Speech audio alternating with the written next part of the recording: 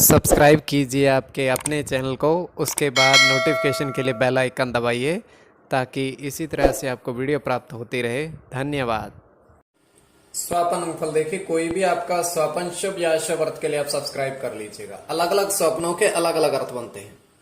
जैसे नारियल का देखना अत्यंत शुभ मंगल और चंद्र गणना के अनुसार माना जाएगा।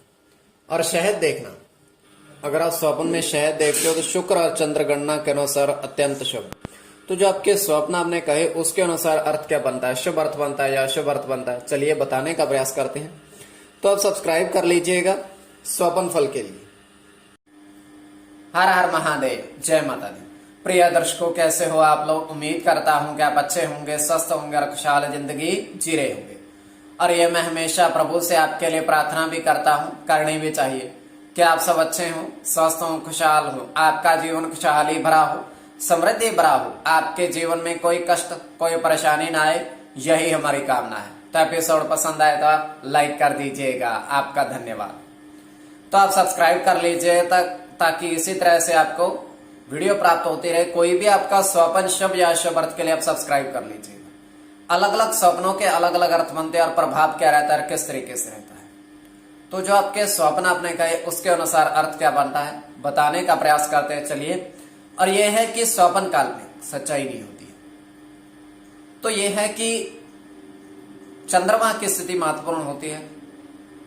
चंद्रमा घट रहा है या बढ़ रहा है, कौन सा पहर है, कौन सा नक्षत्र है, नक्षत्र का कौन सा चरण है, और उसमें जो मित्र हैं, ग्रह हैं या शत्रु ग्रह हैं, क्या प्रभाव देंगे। तो स्वप्न काल्पनिक, तो जो आपके स्वप्न आपने कहे उसके अनुसार अर्थ क्या बनता है, लिखकर बताने का प्रयास थोड़ा बहुत करें। उससे पूर्व स्वयं का स्वप्न काल्पनिक तृतीय पैर का 2:51 समाप्ति का समय है। और समय भी बड़ा महत्वपूर्ण तृतीय पैर का होता है आपके लिए भी, अगर आप स्वप्न में देखते हो तो हम देख पा रहे हैं कि एक छोटा सा क्यारी बनी हुई है फूलों की, और साथ में क्यारी बनी हुई है किसकी, सब्जी की। और उसमें सब्जी जो है कोई किसी तरीके से उगी नहीं है, सिर्फ अलग अलग तरह के पौधे हैं। और जो दूसरी है उसमें पुष्प खिले हुए हैं, अत्यंत सुंदर गेंदे और गुलाब के। और वहां पर एक व्यक्ति टोकरी लेकर आता है और गिन करके वो 16 फूल, 8 गुलाब के और 8 उसके गेंदे के डालता है। और 16 पुष्प लेकर के जैसे बाहर आता है, वो अपनी जेब से एक पर्ची निकालता है, उस पर 1920 लिखता है और उसके गुलाब और गेंदे के पुष्पों के ऊपर रख देता है टोकरी में। टोकरी के ऊपर रख करके उसके बाद वहां से प्रस्थान कर जाता है। केवल हमारा स्वप्न काल्पनिक, सच्चाई नहीं होती है बिल्कुल भी। तो जो आपके स्वप्न आपने कहे उसके अनुसार अर्थ क्या बनता है, बताने का प्रयास करते हैं, शुभ या अशुभ। चलिए सब्सक्राइब आप कर लीजिएगा। प्रथम स्वप्न जो आपने कहा उसके अनुसार अर्थ क्या बनता है, शुभ अर्थ बनता है या अशुभ अर्थ बनता है। तो प्रथम स्वप्न में आपने देखा कि आकाश में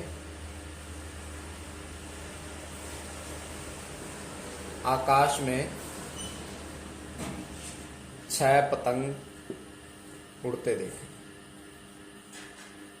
मतलब वो उड़ रहे हैं। तो ये अत्यंत शुभ स्वप्न है। अगर वही पतंग को आप कटे हुए देखते हो, जमीन पर आते देखते हो, तो वही स्वप्न अशुभ बन जाएगा। स्वप्न वही है लेकिन शुभ अशुभ का अर्थ अलग हो जाता है। तो इसमें आपका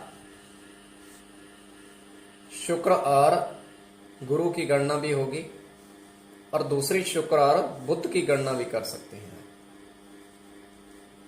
अकेले गुरु की गणना, अकेले बुध की गणना और अकेले शुक्र की गणना, शुक्र और चंद्र की गणना। तो इसमें शुक्र और बुध और चंद्र की गणना प्रधानता में रहेगी। शुक्र बुध और चंद्र की गणना प्रधानता में रहेगी। अब द्वितीय स्वप्न जो आपने कहा उसके अनुसार अर्थ।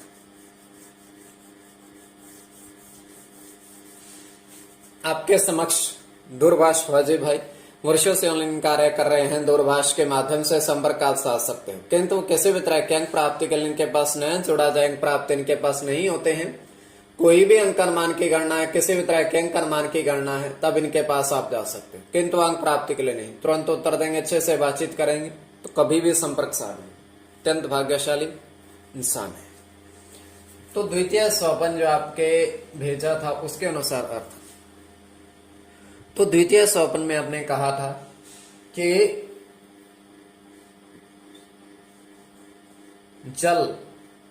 जल में 5 कछुए और 2 चांदी सिक्के देखे।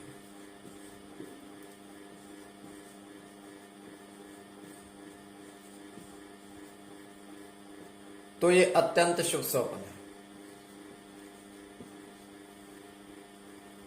तो इसमें चंद्र और राहु की गणना, राहु की गणना,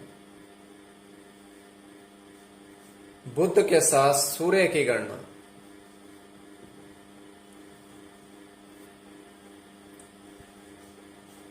चंद्र के साथ मंगल की गणना,